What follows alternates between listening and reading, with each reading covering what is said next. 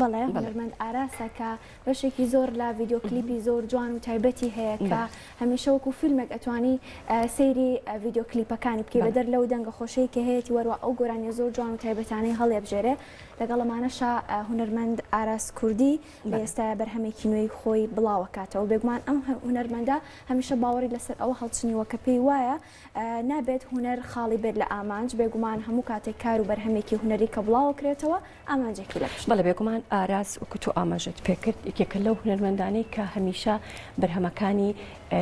جگە لەوەی کە جیاوازە هەمیشە هەستەکەی مەسجێکی لە پشتەوەی یاخود پەیامێکی لە پشتەوەی یاخود هەموو کاتێک ئێوێ لە ڕێگەی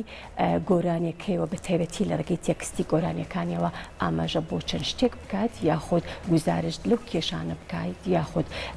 لەو وتانە یاخود لەو گیر و گرفتانێک کە بە تایبەتی لە ناو کۆمەڵگای کوردیا هەن. بەڵێ ئەو هونەرمەندا کوردەی باوەڕی وایە هونەر تەنها گەیاندنی چێژ نییە و ئەو هونەرێکی ناوێ خاڵی بێ لە ئامانج. ئاراس کوردی جارێکی تر و با بەرهەمێکی جیاوازتر دەردەکەوێتەوە. ئاراس ئەڵێ وەرن با بمرین بۆ یەکتری و با پێکەوە سەما بکەین دژی کێشە و ناشرینەکانی ژیان. بەرهەمە نوێیەکی ئاراس ناوی لۆت دەمرمە هۆنراوەی بەرهەم عەلی و ئاوازی ئاراس کوردیە.